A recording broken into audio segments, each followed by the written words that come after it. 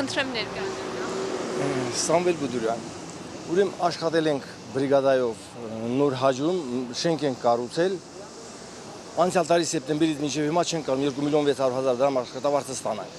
Դիմել ենք աշխատանքի տեսչական վարչություն, ընդ պատասխանում են, որ տվյալ մարդուն չենք կարող գտնենք, ՍՊՀ-ի տնօրեն են, անունը գիտենք, ազգանունը գիտենք, հայրանունը, նույնիսկ ծննդյան թիվը,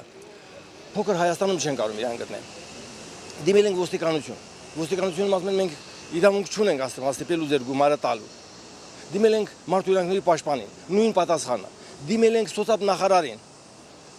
Արսեն Թորոսյանին։ Ասեց մանրամասները ձեզ կզանգեն, մանրամասները կհարցնեն, ամսից ավել արդեն հարցրել ենք, ոչ մի պատասխան չկա։ Ես չեմ հասկանում։ Ուրեմն Ստալինգրադի պատերազմի ժամանակ զինվորներից մեկը դիմում սպային, որ տանիքը փլուզվել է եւ իրենք սոված են։ Սպան ասում է դիմի Ստալինին։ Ասում է վախենում եմ, ոնց դիմեմ։ Գրի ասում նամակ գրի։ Գրում է շաբաթը չանցած պատասխանա գալի, որ դու Տշնամուն խփեք,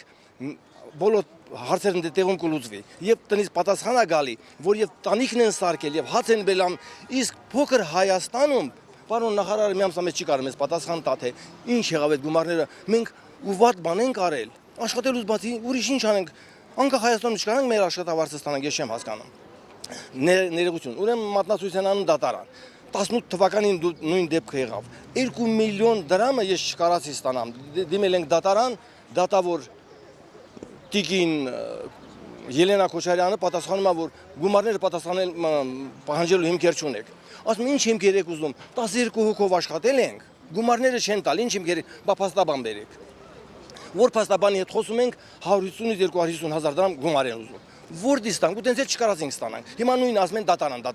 Ինչ դատարան, ինչ է նշանակում։ Մեր կառավարության անդամները, նախարարները, մարզպետները իրանց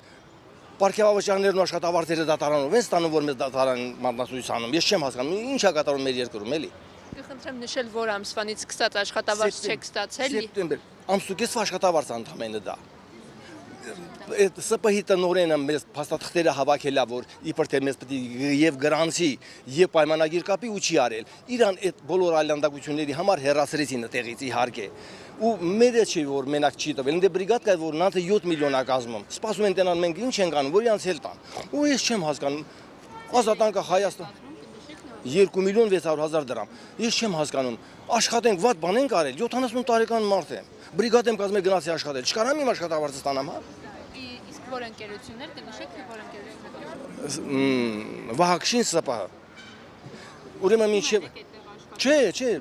իրան հանել են ընդեղից ու եւ իր հետ կապ չենք կարող ստեղծենք, ՍՊՀ-ի տնօրենի հետ կապ չենք կարող ստեղծենք։ Քանի գումարներ իրան չէր վճարել գործադուն, կարող էինք կապ հաստատեինք։ Մենք գործադուից իմացանք, որ արդեն վճարել են։ Այդ օրվանից էլ կապ չենք կարող հաստատել։